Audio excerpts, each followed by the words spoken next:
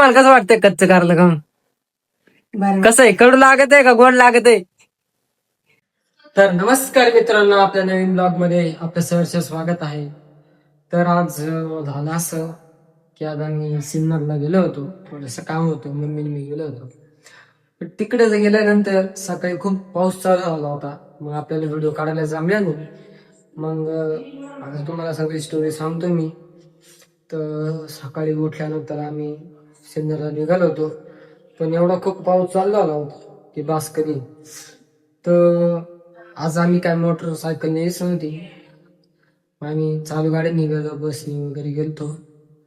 तर बसनी गेलो, काम वगैरे करून झालं. पण तिकडून येताना शॉट असा झाला की आम्हाला लवकर गाडीच भेटत नव्हती.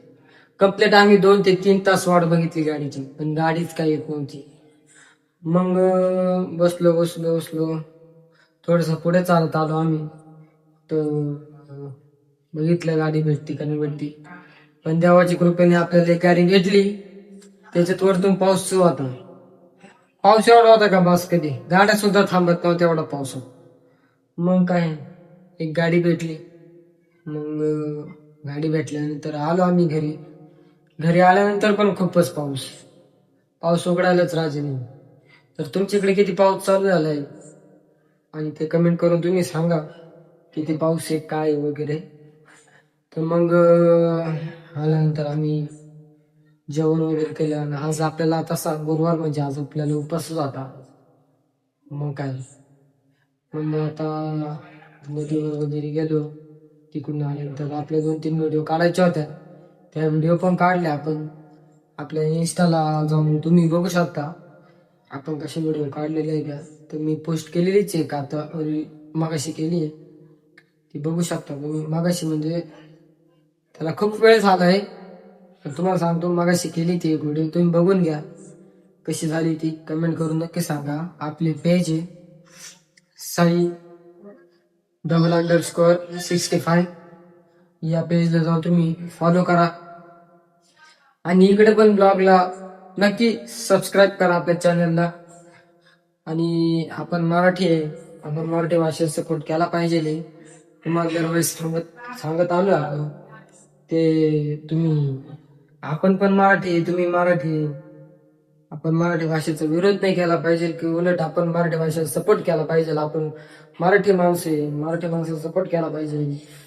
ते तुम्ही समजून घेत जा. प्रत्येक वेळेस सांगायची गोष्ट नाही आहे ती. तुम्हाला कसे योग्य वाटेल त्याच्यावर. आणि तुम्हाला आपला ब्लॉग आवडत असेल तर लाईक करा, नसेल आवडत तरी लाईक करा. तुम्हाला ब्लॉग बघायचा का नाही बघायचा ते तुमच्या हातात आहे.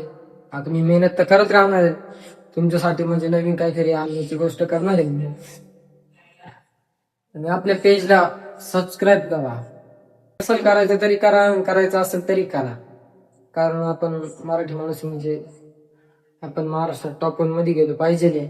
इंडियात तर तुम्ही आम्हाला घालू शकत नाही, तर आपल्याला 100% गॅरंटी आहे. कारण तुम्ही मराठी माणसाला सपोर्ट करतच नाही, हे आपल्याला 100% माहिती आहे. कारण मराठी माणूस जर वर चालला असेल ना, पाय खिचू खाली होती, पण ते तुम्ही वर जाऊनच देऊ शकत नाही. हे तर आपण मराठी माणसाची रीतच आहे. आणि तिकडून आल्यानंतर मग तुम्हाला स्टोरी सांगतो. तिकडून आल्यानंतर मग आपण आता मगाशी थोडा पप्पानी काय केलं तुम्ही बघा. तुम्हाला एक वेळ दाखवते ते बघा. आता खाऊ ना, दाखवा आता ते पण खावा. आता काहीच माझे पप्पा आहे ना कच्चं कारलं खाते. बघा तुम्ही आता.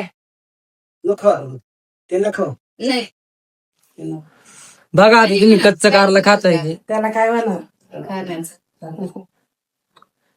बघा आता कच्चं कारलं खाते. बाबा तुम्हाला कसं वाटतंय कच्चं कारलं खाऊन? कसं आहे, कडू लागत आहे का गोड लागत आहे? हा सांगा ना, कच्चं लागत आहे गोड लागत आहे? गोड गोड गोड आहे. अरे बाप. तर गाईज माझ्या बाप्पानी कच्चं कारलं खाल्लेलं आहे आणि ते म्हणताय मला गोड लागला. तुम्ही सांगा ते गोड आहे का कडू आहे? बघा